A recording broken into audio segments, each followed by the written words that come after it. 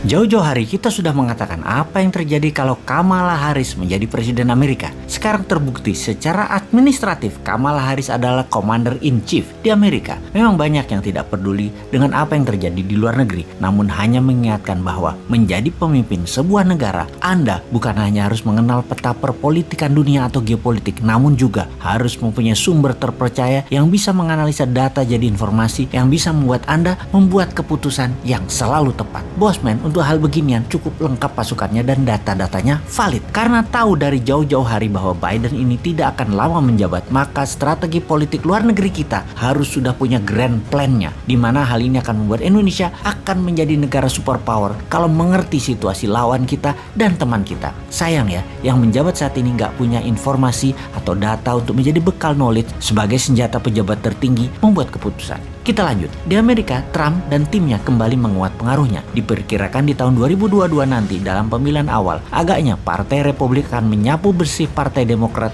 di Senat dan di Kongres. Trump saat ini adalah pengendali Partai Republik di Amerika. Kemungkinan besar kebijakan Amerika di tahun 2022 adalah mulai serang Tiongkok secara lebih frontal. Hot war akan mungkin terjadi, walau dunia lebih senang dengan Cold War, perang spionase, perang intelijen, perang dagang, perang cuaca, namun agaknya hot war bisa terjadi dan ground floor-nya atau battlefield-nya adalah Taiwan. Kita semua mengetahui setelah Tiongkok meluncurkan virus kemudian muncul vaksin dan kemudian PCR. Di Indonesia doang sih PCR, kalau di negara lain PCR itu buat yang sakit. Di sini di Indonesia PCR tuh buat semuanya, yang sakit kayak terutama yang sehat. Semua itu lebih kita kenal dengan istilah pandemi. Ini semua adalah masalah demand dan supply. Dalam bisnis, kemampuan create demand adalah kunci sukses. Untuk pandemi kali ini kita tidak usah jelaskan mana yang supply, mana yang demand. Anda pasti sudah pinter. Kemudian masalah climate change. Ini hanya akal-akalan istilah. Lebih tepat kata-katanya bukan climate change, tapi climate warfare atau perang cuaca. Perang cuaca juga merupakan rencana bisnis, yaitu create demand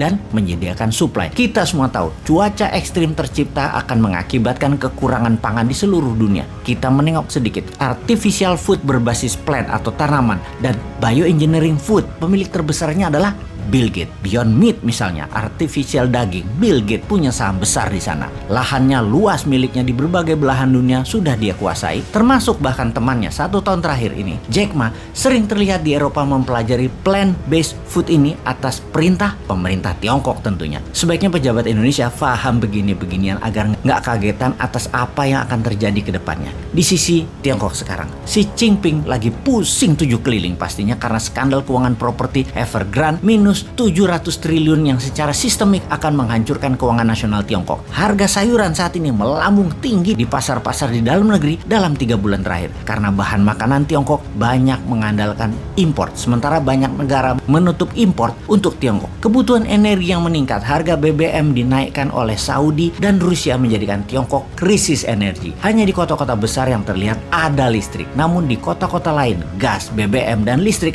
bermasalah besar di Tiongkok. Aktifnya mesin-mesin produksi ternyata membuat cuaca ekstrim terjadi di Tiongkok yang menyebabkan polusi berat hampir di semua wilayah pantai timur Tiongkok. Efek gejala memburuknya keadaan dalam negeri tersebut terjadilah panik buying di masyarakat saat ini. Rencana Xi Jinping untuk tidak kehilangan muka di dalam negeri, yaitu Tiongkok berjanji akan melakukan aneksasi atau penggabungan Taiwan, agaknya akan menjadi isapan jempol. Tiongkok tidak akan punya kekuatan logistik diperkirakan untuk menyerang Taiwan. Makanya kalau Newman jadi Commander-in-Chief di Indonesia, maka seluruh produk yang menuju Tiongkok alias barang ekspor ke Tiongkok seperti batu bara, nikel, dan bahan baku lainnya ditahan, jangan dikirim. Maka Tiongkok pasti panik, akan bertekuk lutut itu Tiongkok di depan Newman. Lalu seperti Putin dengan Trump, dijadikan Trump presiden Amerika di 2024 dan Indonesia harus bermain. Jadikan Trump di tahun 2024 presiden Amerika, namun pastikan hutang IMF Indonesia dinolkan, lunas. Tirulah cara Putin tersebut. Lalu apa yang kita lakukan? Cyber army para buzzer akan dipakai untuk memainkan ke negara adik kuasa tersebut, yaitu untuk memenangkan Trump. Sesekali kita pakai cara Rusia gitu loh, hajar Tiongkok gabung Amerika, namun Turki